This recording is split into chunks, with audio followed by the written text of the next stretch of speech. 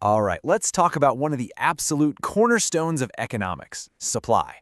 Now, to really get our heads around this, we're not going to just look at charts and graphs. Instead, we're going to follow the story of a single producer, let's say a mango farmer, and see how he makes his decisions. So picture this. We're standing in a beautiful, sprawling mango grove. Every single mango on every single tree, everything that's produced over a whole season, that right there, that's what economists call total output. It's the absolute maximum potential from a season's hard work. But of course, you can't sell mangoes when they're still on the tree, so once our farmer harvests them, they become what's known as stock. You can think of this as his inventory, right? It's the total amount of product he has sitting in his warehouse, ready and waiting to be sold. Now, here's where it gets really interesting. Just because he has a mountain of mangoes in stock doesn't mean he's going to sell them all at once. That brings us to supply.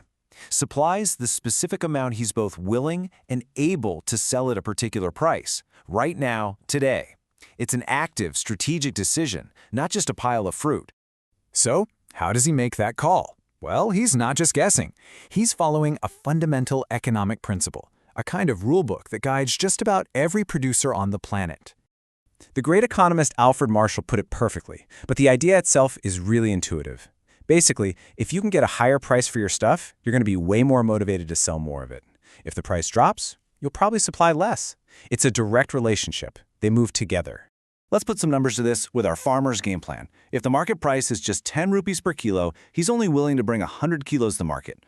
But if that price jumps all the way up to 50 rupees, bam, he's ready to sell 500 kilos. It just makes sense, right? More potential profit means a much bigger incentive. And when you plot those points on a graph, you get this beautiful illustration of the law of supply. See how the supply curve slopes upward? As the price, which is on the vertical axis, climbs higher, the quantity our farmer is willing to supply, that's on the horizontal axis, marches right along with it.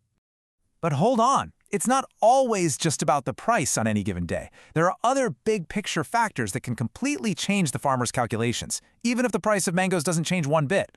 And these are what we call the determinants of supply. So think about it. What if our farmer invests in a new harvesting machine that works twice as fast? Or the cost of fertilizer suddenly plummets? Better roads to get to the market, a new government subsidy, even the weather. A fantastic monsoon could dramatically increase his willingness to supply more mangoes at every price. So this brings us to a really crucial distinction.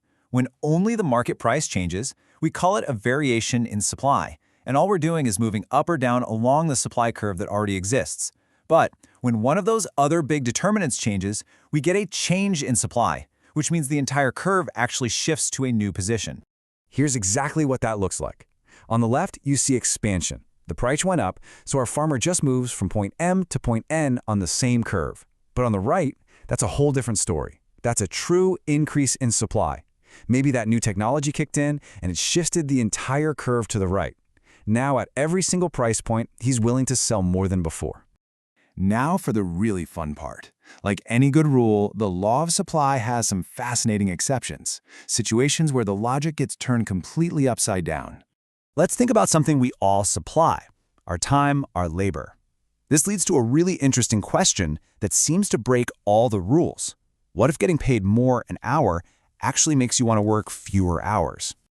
Just take a look at this schedule for a worker. When their wage goes from 100 to 200 rupees an hour, they do exactly what you'd expect. They supply more labor, working 7 hours instead of 5. But then look what happens when the wage hits 300. The hours they're willing to work actually drop down to 6. What's going on there?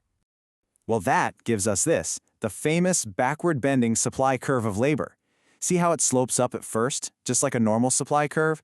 But then, right after point A, it bends back on itself. The reason is that after people reach a certain income level, they start to value their free time, their leisure, more than the extra money they'd get from working another hour. They decide they've earned enough, and they'd rather have the time off.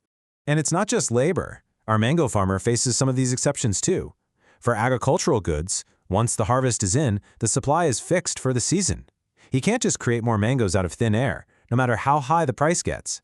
And if he were selling perishable goods like fish, he might even supply more at lower prices just to sell them before they spoil. So let's get to the final piece of this puzzle. All of these supply decisions, whether they're following the law or breaking it, are ultimately driven by two simple business realities: costs and revenue. First, our farmer has his total cost. This is every single rupee he has to spend to get those mangoes ready for market. You have the fixed costs that don't change, like his machinery, and the variable costs, like fertilizer and paying his workers. And on the other side of the equation, you have total revenue. This is all the money that comes in from sales.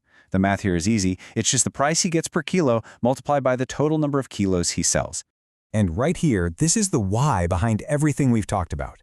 The entire goal of the game, for any business, is to make that gap between what comes in and what goes out as wide as humanly possible. That gap, of course, is profit. And that leaves us with the critical question that every single producer on Earth faces, whether it's our mango farmer thinking about his harvest or a tech CEO launching a new phone.